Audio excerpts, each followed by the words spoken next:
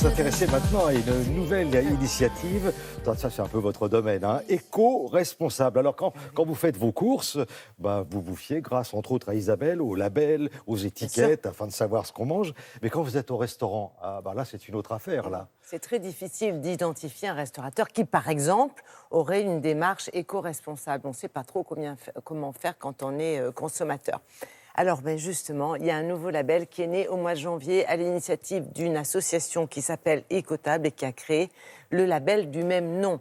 Alors, ce label n'est pas reconnu par les pouvoirs publics. Il n'a rien d'officiel pour l'instant. Ça pourrait le devenir. Néanmoins, il apporte des informations aux consommateurs et ça représente quelque chose pour le restaurateur puisqu'il y a des critères de sélection. Alors, notamment, je dirais, 15% d'ingrédients bio, une carte saisonnière, des plats qui sont transformés sur place, bien sûr, du tri sélectif. On a une vingtaine d'établissements labellisés aujourd'hui, une cinquantaine en cours de certification. Et nous avons évidemment voulu en savoir plus, savoir comment ça se passe. On a rencontré la fondatrice de ce label dans un restaurant certifié à ce jour. Regardez.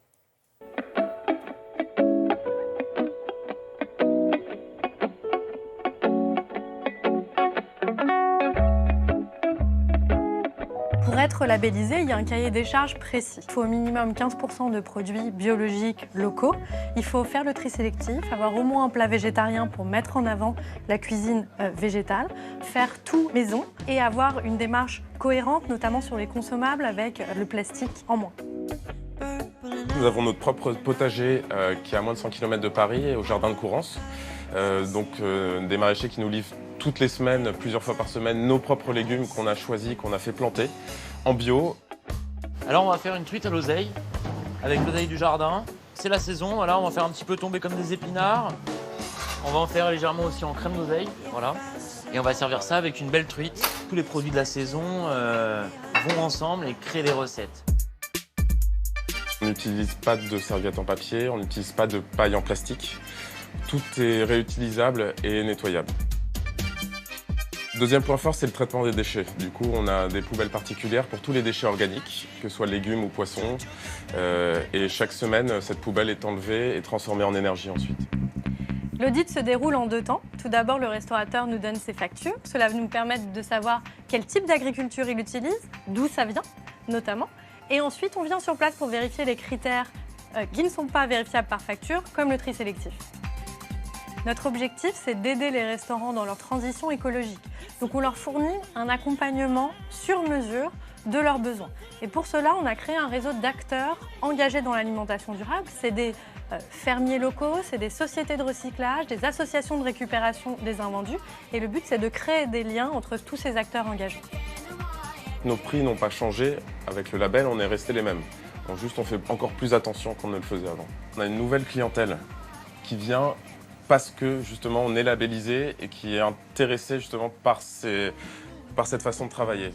Aujourd'hui, le label Écotable n'est pas agréé par les pouvoirs publics, mais on souhaite évidemment à l'avenir, c'est une belle perspective d'avenir, qu'il le soit. Et nous, notre ambition ultime, c'est que ces critères, demain, ça soit des critères obligatoires pour tous les restaurants. La restauration a un impact environnemental très fort et notre objectif, c'est de réduire cette empreinte écologique. Ouais, j'aime bien la démarche, les produits qui sont choisis, la cuisine en général. Et puis je travaille pas très loin et je suis un habitué de l'endroit. Savez-vous que ce restaurant est labellisé ?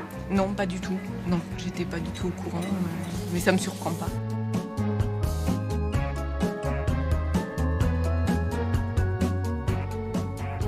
Isabelle, où est-ce qu'on va trouver ces logos ? Alors, le logo Écotable, il est en vitrine, oui. Oui, vous avez un petit logo qui s'affiche. Enfin, si le restaurateur, évidemment, le met en vitrine. Alors, puisqu'on parle d'écologie, je vous propose 3 ouvrages aujourd'hui. D'abord, Tout faire soi-même de Raphaël Vidaling aux éditions Tana. Et puis, on finira avec Le plastique de Will McCallum aux éditions Marabout. Et puis, un dernier ouvrage sur lequel je voudrais insister parce que c'est une mine d'or. C'est Zéro déchet de Julie Bernier aux éditions Solar. C'est vraiment l'écologie au quotidien, comme son nom l'indique, avec une mine d'or en termes d'adresses, de conseils, de bons gestes à adopter à la maison pour réduire les déchets. C'est extrêmement important pour préserver nos ressources, pour faire des économies d'énergie. Et cette blogueuse, Julie Bernier, a écrit ce livre avec chaque fois des spécialistes de la question, par exemple en matière d'énergie, et toutes les pièces de la maison sont analysées. Voilà pourquoi je vous le recommande. Parfait. Merci beaucoup, Isabelle. Merci.